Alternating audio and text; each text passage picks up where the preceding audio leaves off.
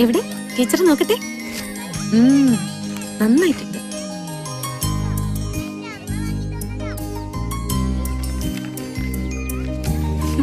സൗമ്യ, സൂര്യനും കടൽ ഇങ്ങനെയാണോ വരയ്ക്കുന്നത്? സൂര്യൻ പകുതിയുള്ളല്ലോ. അത് ടീച്ചറെ, സൂര്യൻ കടലിൽ കുളിക്കാൻ ഇറങ്ങിയതാ.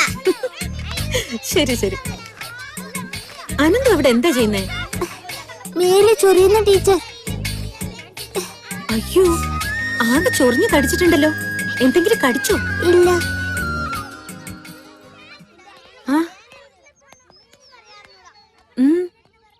ഇവൾക്കെന്താ സുഖമില്ലേ അമ്മൂമ്മേ? വയ്യ മയമോളെ ആ പൊരേ കഴിയാൻ.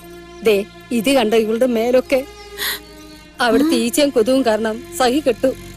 വല്ല കടത്തിണ്ണേന് പോയി കിടന്നാലും വേണ്ടില്ല, ഇനി അവിടെ വയ്യ. അമ്മ ഇവിടെ നിൽക്കുക. കൂടി പോയി അന്വേഷിച്ചു ഞാൻ. അമ്മാളു, ഇത് കണ്ടോ ഇവളുടെ ദേഹത്ത്? ഈച്ചശല്യവും നാറ്റവും കാരണം ഇവർക്ക് അവിടെ കഴിയാൻ വയ്യെന്ന്. എന്താ ചെയ്യാ? ആരോടാ പരാതി പറയാ? ശരിയാ മായമേ, അങ്ങോട്ട് കടക്കാൻ വയ്യ. കെട്ടുറപ്പിച്ച പെണ്ണാ ഇവിടെ.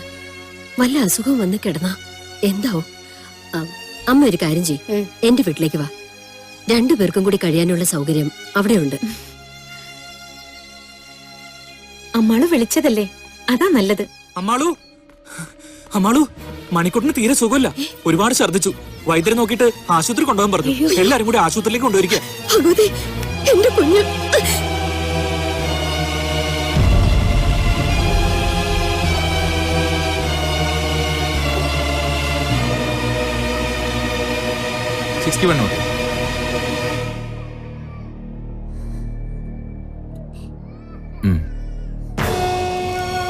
മെഡിക്കൽ കോളേജിലേക്ക് റെഫർ ചെയ്യേണ്ടി വരും.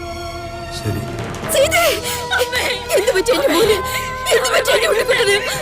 നീ വിഷമിക്കാതിരിക്കെ, അകത്ത് ഡോക്ടറുണ്ട്. അത്യാവശ്യം വന്നാൽ തന്നെ നമുക്ക് മെഡിക്കൽ കോളേജിലേക്ക് കൊണ്ടുപോവാം.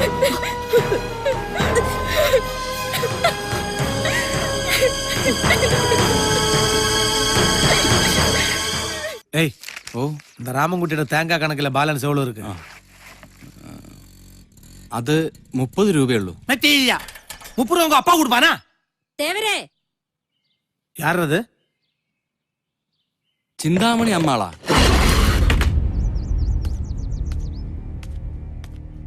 നീയാ? എതുക്ക് വന്ന? ഒരു ജന്മം മുഴുവൻ ചെയ്തു തീർക്കാനുള്ള പാപം ചെയ്തു കഴിഞ്ഞില്ലേ നീ?